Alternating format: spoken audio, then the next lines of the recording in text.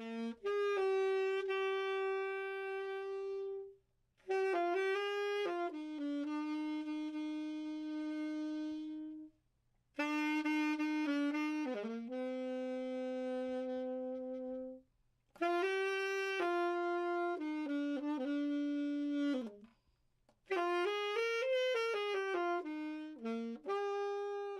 this is the reason I got into politics. I was a medical doctor in southern Alberta. I was the president of the public health physicians in the province. We made a statement that climate change was real. We have to move to take some serious action, either carbon tax or cap and trade, and the government refused to do anything. Not only that, but they fired me for speaking out against their policies.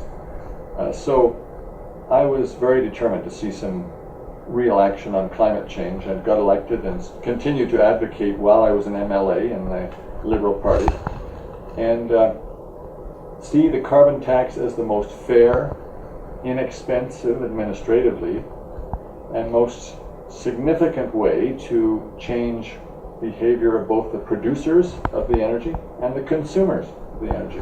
All of us have to share the pain, if you want to call it that, share the pain of reducing our dependence on fossil fuels.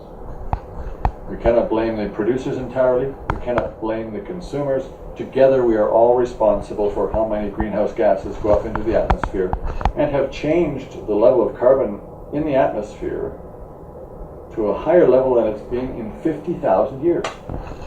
The scientists say this is directly related to the change in temperature, and it's going to affect not only the extreme weather events here, but also the refugees coming from other countries because of the extreme temperatures, the water levels rising and flooding their communities, and so on. So, very pleased to see the government bring in a carbon tax, which affects everyone equally.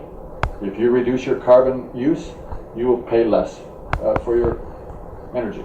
If you don't, you will pay more. And that's the way I think a tax should work.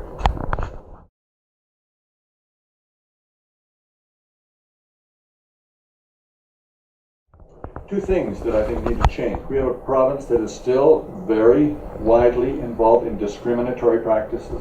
I hear it from First Nations, I hear it from New Canadians, I hear it from women at times, I hear it from gender minorities like the lesbian, gay, transgendered, bisexual community. We need to give the Human Rights Commission more power to investigate on their own if they believe that there is reason to do investigations. Instead of waiting for a complaint, they need to be given the power to investigate when they see or have an indication that there is a problem. So I would like to see them have more powers to initiate investigations on discrimination and racism. And under the current changes to the agencies, boards, and commissions, there's been a lot of disruption in appointments to the board, to the Human Rights Commission board. We need to make those appointments quickly. We need to move on some of these issues so they can get on and do their job. There's been too much delay in this transition. We need to get moving on those.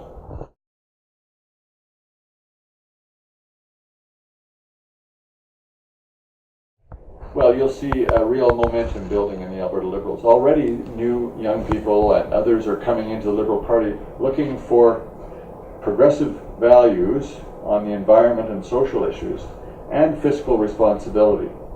They see, on the one hand, a New Democrat government that is going into massive debt without a clear plan to repay it, and on the other side they see a very harsh conservative probable leader in Jason Kenney, who has very conservative social views.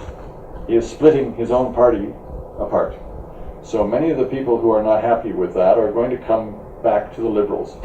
And those who are unhappy, on that one other hand, with the New Democrat policies that are so focused on spending and borrowing without a clear plan, and not addressing some of the growing operational costs and efficiencies that could be gained in some of our human services, they're going to come to us as well. So I see real growth. We now have 4 members of Parliament from the Liberal government in Ottawa. We have a Liberal Prime Minister, Justin Trudeau.